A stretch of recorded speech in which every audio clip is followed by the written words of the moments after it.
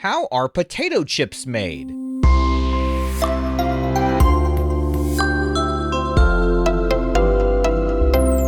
Hi, welcome to Curious Kids Every Day. I'm Josh. How are you doing today? It's so good to hear from you. Hey, do you like potato chips? What are potato chips made of? Yep, it's in the name. Potatoes!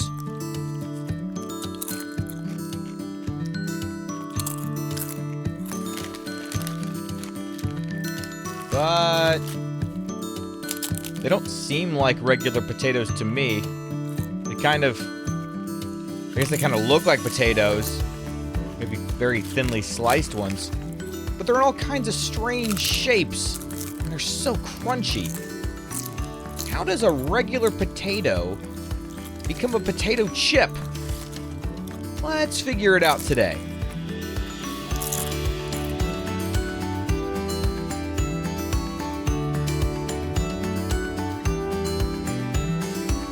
At a potato chip factory, the potatoes are usually washed first. And that makes sense, right? Potatoes grow underground, so they have all that dirt all over them.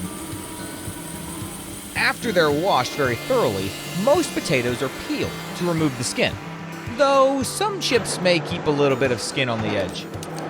Have you ever peeled potatoes with your parents before? So that all that's left is the white inside of it?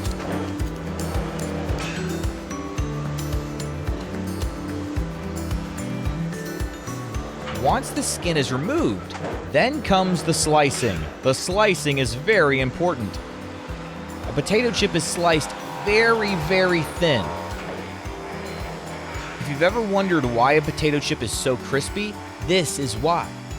See, potatoes have a lot of water inside them. If you've ever bitten into a baked potato or a boiled potato, you know how soft it can be.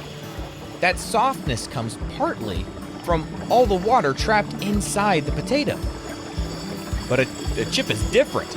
A chip gets cooked until most of that water is gone.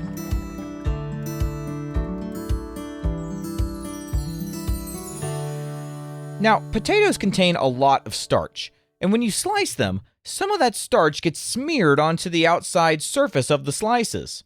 If you rinse the slices in water, some of that loose surface starch washes off into the water. So before the chips are cooked, they're usually rinsed.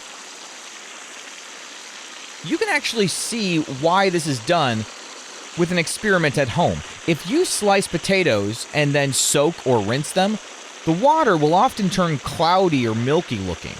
That cloudiness is starch floating in the water. Factories rinse potato slices because too much surface starch can make the slices stick together, or it can make frying less even. So once the slices are ready, it's time to go into the hot oil. This is where the big change happens. The hot oil heats the thin potato slices very quickly. The water inside the slice turns into steam and escapes. Have you ever noticed all the bubbles when food fries in oil? Those bubbles are often water leaving the food as steam. As the water leaves, the potato slices dry out. This is what helps them become crunchy instead of soft, and this is also why they're all in those funny shapes. As they're drying and frying, they can get stuck in different shapes. The hot oil also changes the color and flavor. The chip turns golden or light brown because the surface of the potato is cooking. When the chips are done frying, they come out of the oil. The extra oil is drained off, and then while the chip is still warm, salt or seasoning can be added. Warm chips hold seasoning better than cold chips. Then the chips are cooled and packed into bags. And have you ever noticed that chip bags are very puffy? That puffiness helps protect the chips. Potato chips are thin and very breakable. Have you ever opened a bag of potato chips and the chips were all like crushed looking? They keep the bags puffy to hopefully prevent that from happening. So the bag gives the chips a little more cushion while they travel from the factory to the store to your kitchen.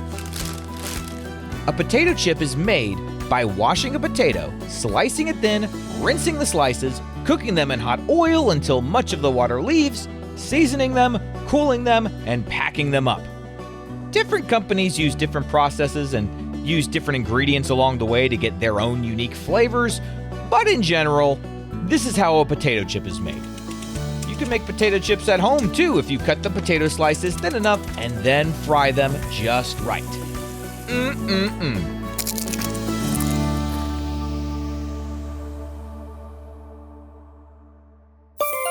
All right, let's have a quick quiz.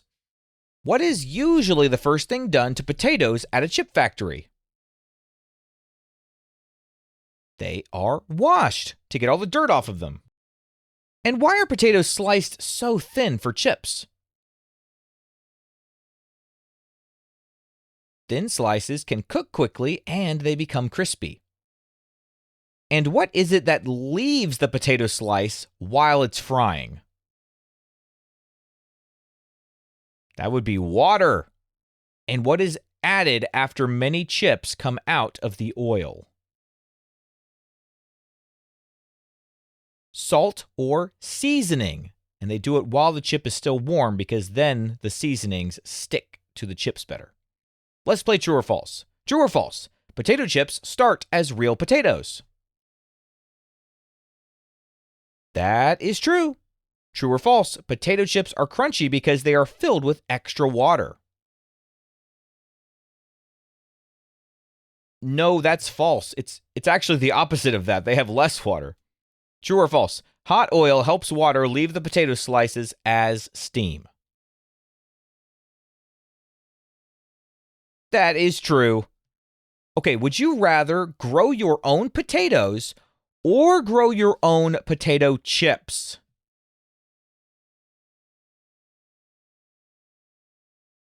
Well, as we've learned today, potato chips themselves do not come from the ground, so it would be cool to be able to grow my own potato chips. An all-natural potato chip straight from the earth, that does sound cool. All right, let's play a round of What Am I? What am I? I am inside many foods. When food is heated, I can turn into vapor and escape. And when I leave the potato slice, it helps it become crisp. What am I? I am water.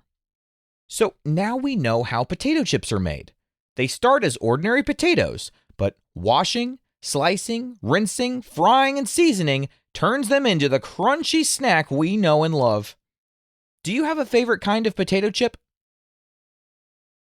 My favorite are the kettle-cooked chips that are fried in avocado oil. So good. And the biggest trick in making a potato chip is removing water from a very thin potato slice. That is how something soft becomes something that snaps when you bite it. Isn't that cool? What kind of question do you think we'll ask tomorrow on Curious Kids Every Day? I can't wait to find out, so until then, keep asking questions and stay curious, kids. And we've got some birthdays today. Today is Jack's birthday. Jack is from Iowa and Jack is turning 5. Happy birthday, Jack.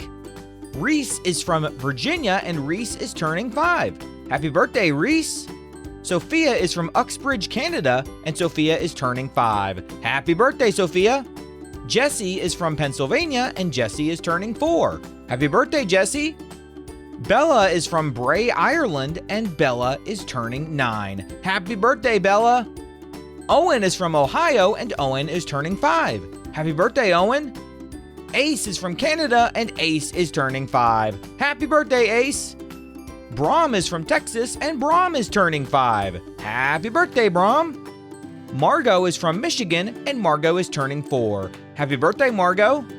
And Jude is turning 5 too. And shout out to his little brother Maslow. Happy birthday, Jude. And hi, Maslow. Nora May is from New Jersey and Nora May is turning 6. Happy birthday, Nora May. To all the grown-ups listening, if your curious kid wants their birthday mentioned on the show, please visit supportcuriouskids.com and join the Curious Kids Club. That's supportcuriouskids.com. See you tomorrow.